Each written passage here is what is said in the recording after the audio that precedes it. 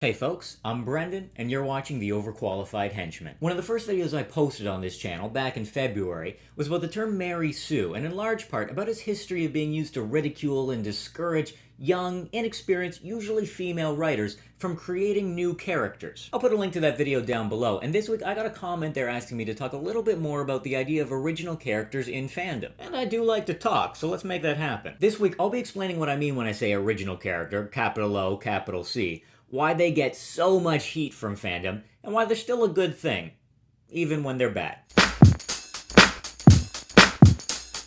When we talk about original characters, or OCs, in the context of fandom, we're talking about a character created by a fan for an existing story or franchise. It's worth clarifying that OC can also refer to a wholly original character not tied to any existing fandom, usually when the creator has the idea for the character, but not necessarily their story or setting. We'll talk a little bit more about that type of OC towards the end of this video, but mainly we're interested in that first definition. There are a few common types of OCs, and probably the most obvious are self-insert characters, which are exactly what they say on the tin. The appeal here is obvious. I mean, who hasn't imagined meeting their favorite fictional heroes?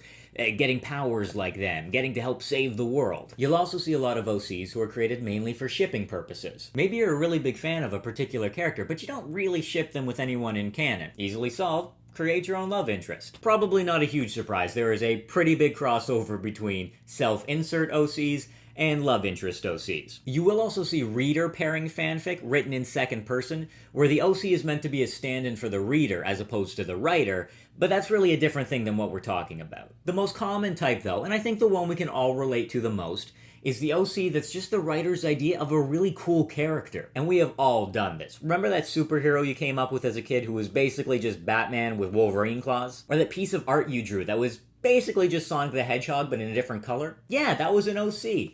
And you may be starting to understand why they have a reputation for being, well, kinda juvenile. The majority of this type of OC are created by younger fans, with more enthusiasm than experience, and for very good reason. If you're just starting out as a writer, it's really useful to take someone else's setting, someone else's cast, and just add one new thing to put your stamp on it. By the same token, most visual artists start by mimicking a style they like, and then putting their own twist on it. The catch is that when a 13-year-old goes to design a really cool character, they're probably gonna hit on a lot of the same stuff that every 13-year-old ever has thought was really cool. Okay, so he dresses all in black, and he's got this really scary mask and hood, and he's got these handguns, but they're also like shotguns, and he can make as many of them as he wants. And he's got these smoke powers, and he eats souls to like heal himself, and he used to be a good guy, but he was like, man, I don't have to follow anybody's rules. And he plays guitar. Look, nobody's first attempt is pretty, and not all OCs fall into that pattern, not by a long shot. If you spent any amount of time on TV and art though, you've probably seen more than one picture of Bionic the Groundhog labeled OC Do Not Steal. The running gag is if you're inexperienced enough to think that putting Do Not Steal is some kind of magic charm against art theft, there probably weren't any ideas worth stealing there to begin with. Kind of a downer, right?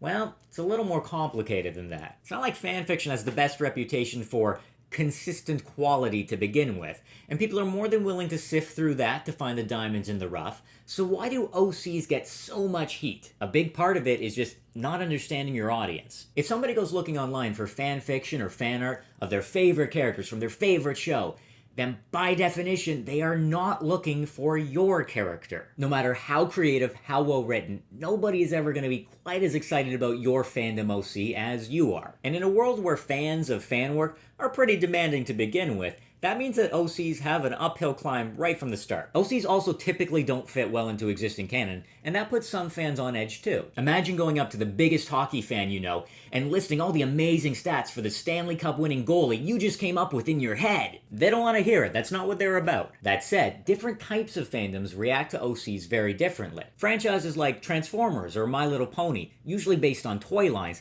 intentionally have huge casts, and they're always introducing new characters anyway. In franchises like that, a palette swap is considered a totally legitimate way to come up with a new character. Then you've got properties that don't necessarily have big casts, but have big worlds, like Star Wars or Avatar The Last Airbender and Legend of Korra. I mean, depending on how you look at it, basically the entire Star Wars expanded universe is populated by OCs. So he's like a Grand Admiral, and that's better than a regular Admiral, and he's got a white uniform, and like he's blue with glowing red eyes, and he's really smart, like smarter than all the good guys, and he's really sophisticated, like he's into art, you're gonna love them. But you're gonna have a much harder time with very character-driven shows. Your idea for giving Buffy a little sister who's super sarcastic and always getting into trouble, but she totally bonds with Spike, or that new Slayer in training who's a complete badass and then starts dating Willow, may not be well received. And it gets more complicated because this stuff isn't static. You'll get fads where suddenly everybody is designing their whatever Sona,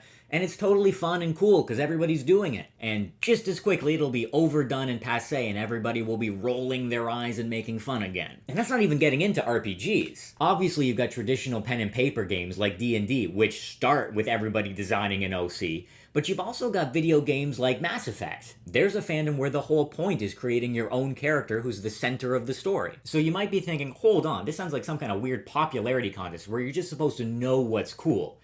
Yes, welcome to the internet. So if your OC is probably not going to be that original, and everybody's going to hate it regardless, why even bother? Because like I said earlier, creating OCs can be super useful for your development as an artist. I'm going to show my age a little bit here, but about 10 years ago, the big thing on DeviantArt was original character tournaments. I didn't really realize how crazy these sounded until I started explaining it out loud, so stay with me. Basically, you get a bunch of different comic artists to create original characters, and then come up with a scenario to pit them against each other, sort of Battle Royale Hunger Games style. Then you pair them up bracket style, and they'd have a deadline to create a story where their character defeated the other character. The judges would decide which comic was better, and that's the one that would be considered canon going forward. Of course, you couldn't just have your guy curb stomping the other guy, you had to make a good story of it. A lot of these used wholly original characters like I talked about at the beginning of the video, but some of them used fandom characters like Pokemon trainers. And if that sounds like a huge amount of work and organization to keep up, yeah. The creators of the webcomics Flaky Pastry and Manly Guys Doing Manly Things, both of which you should check out if you haven't, were both big members of that scene. And versions of the characters they entered in those OCTs made their way into their comics. Here's another example. I gave Reaper a hard time earlier, but did you know that Chris Metzen, one of the directors on Overwatch, came up with the idea for Soldier 76 more than 10 years ago? He's been refining the idea and looking for a place to use the character ever since, and now Soldier 76 has a place in one of the most popular video games out there. How cool must that feel? Look, the guy who writes 20,000 words of fanfic about his OC is 20,000 words a better writer. And the gal who spends 6 months spamming Tumblr with fan art of her OC is 6 months closer to creating that piece that blows everybody away. And you know what? The artist who keeps writing or drawing their OC and never translates that into a career, as long as they're having fun, enjoying themselves, ain't nothing wrong with that either. And sometimes, when the stars are aligned, you'll present your OC to the world and the first comment will be, "Oh man, this should totally be canon." That's the dream anyway. Thanks for watching. Let me know in the comments about the OCs you've created, or maybe about your favorite OC created by somebody else. As always, remember to like, subscribe, and share, and keep those video ideas coming. Until next time, keep on henching. Am I the only one who remembers original character tournaments? Are those still happening anywhere?